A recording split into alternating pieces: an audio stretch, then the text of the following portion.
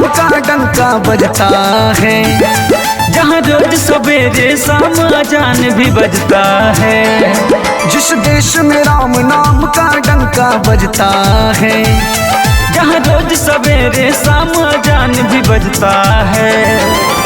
हम उस देश के वासी जिसका नाम है हिंदुस्तान, हम उस देश में रहते जिसका नाम है हिंदुस्तान। मेरा भारत देश महान, मेरा भारत देश महान, मेरा भारत देश महान, मेरा भारत देश महान।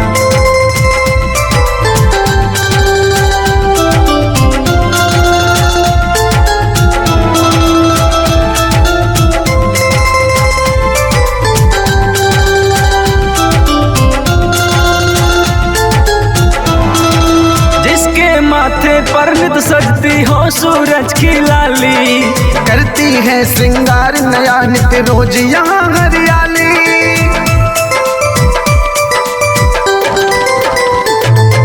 जिसके माथे पर नित सजती हो सूरज की लाली, करती है श्रृंगार नया नित रोज यहाँ हरियाली।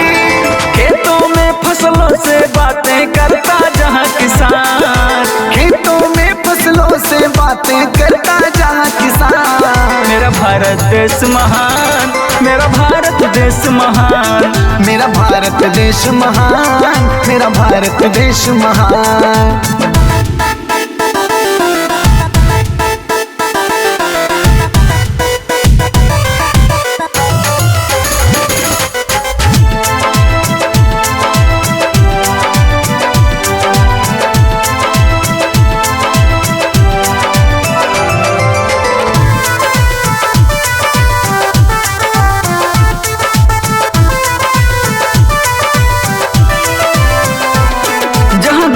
जमुना सरस्वती की बहती कल कल धारा, जहाँ हिमालय की चोटी पर लहराए तिरंगा प्यारा।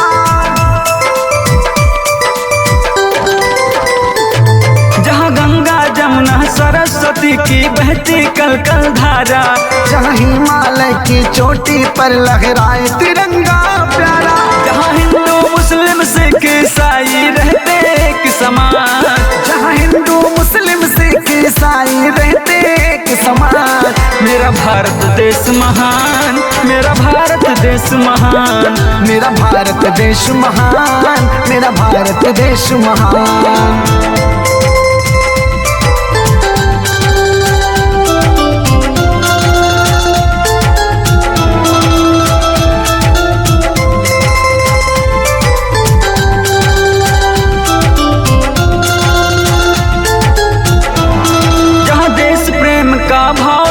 पलता हो हर एक बच्चा, जहाँ भारत माँ का हर जवान करता बॉर्डर पे रक्षा।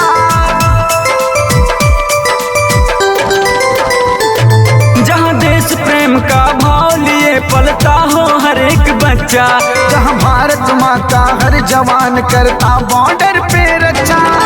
हंसते हंसते हो जाता है